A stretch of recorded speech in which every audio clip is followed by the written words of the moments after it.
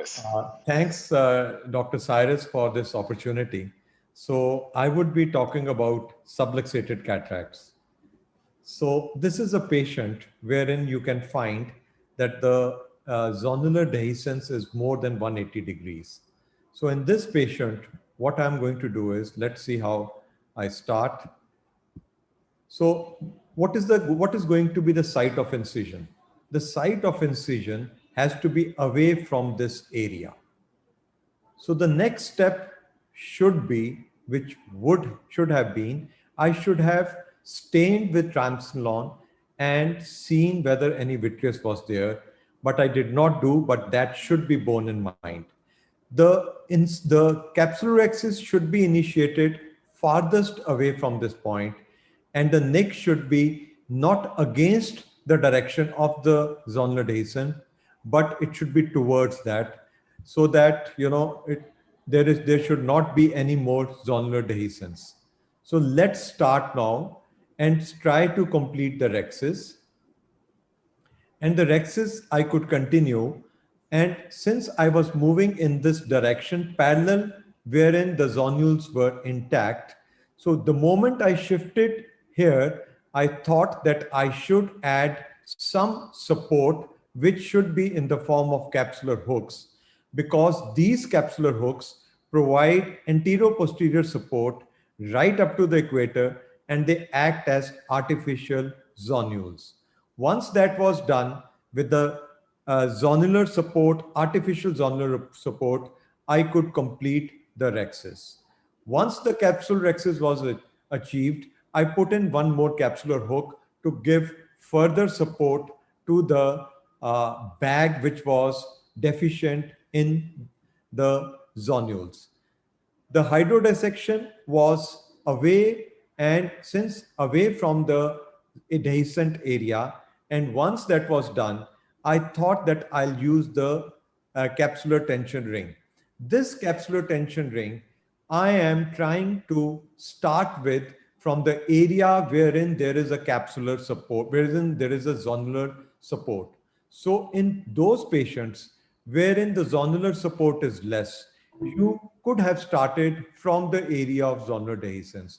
But in those patients where the zonular dehiscence is more, you should start ideally from, I should have started from this area, but I started from this nevertheless.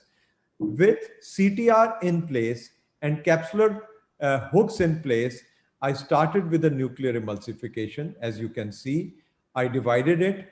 I did cross chopping here so that I should debulk to some extent, and so that I should be able to facilitate the rotation of the nucleus. So once I took out a small part, then I started with the process of rotating. The rotation was possible because the capsular hooks provided counter traction by acting, by giving, by not allowing, by providing the counter traction.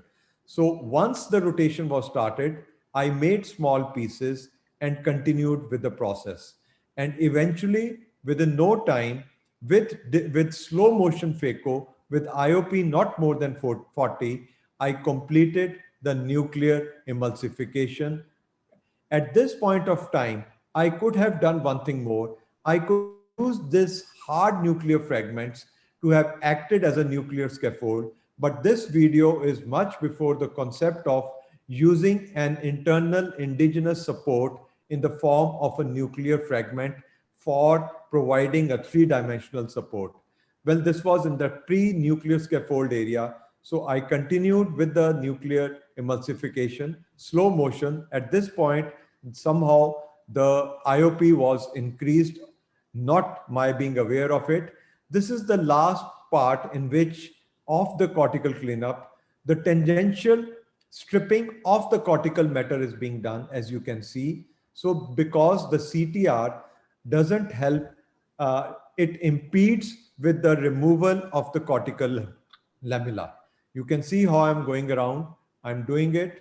And with the tangential stripping, here I could do it easily. The vacuum, I'm trying not to use much. No doubt it is at the max is around 500, but I'm using it diligently. I would talk about the CTS in the next one. This is the one which also has 180-degree subluxation. In this, the site of incision is the same.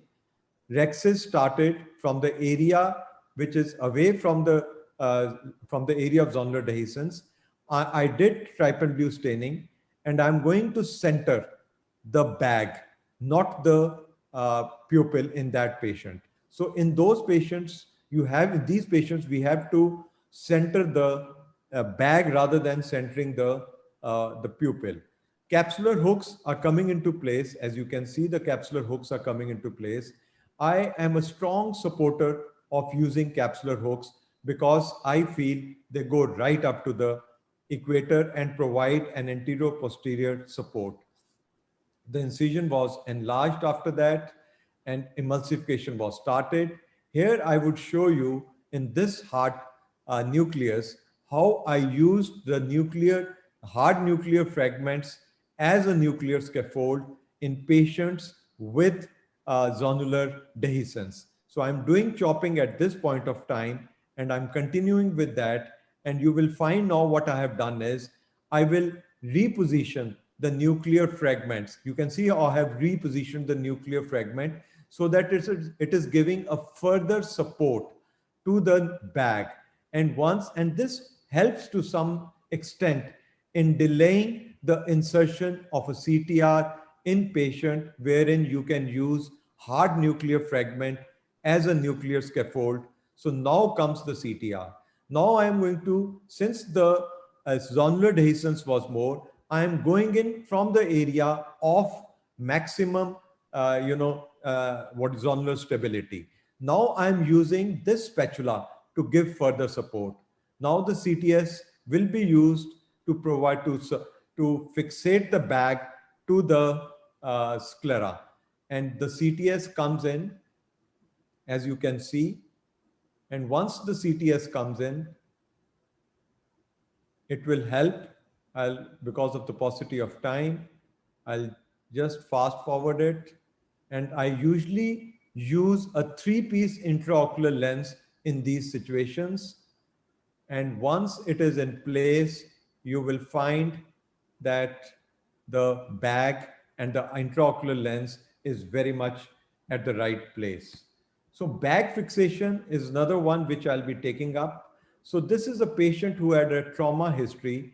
UBM showed that the zonules were intact in one half. So this is a patient wherein there is a bag subluxation in 180-degree.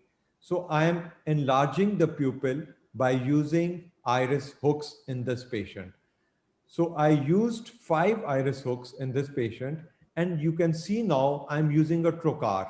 So this trocar really helps in in placing the needle inside, because there is no chance whatsoever of the corneal tissue getting entangled and creating a messy situation.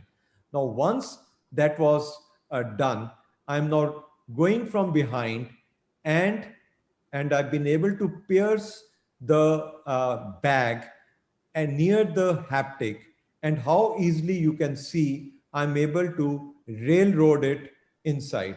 Once it has been railroaded, this trocar has really helped in ease up my management of patients wherein wherein you want to do. You can see now again, this is my non-dominant hand, and how easily I'm able to do it, because this trocar can manipulate 20 to 25 to 30 degree also without any issue. So you can see now it's an unedited how easily it is going in. And with this, you will find now I'm going to suture it, and the bag comes back to its place. You can see how the bag is perfectly centered now. Thank you very much for your kind attention.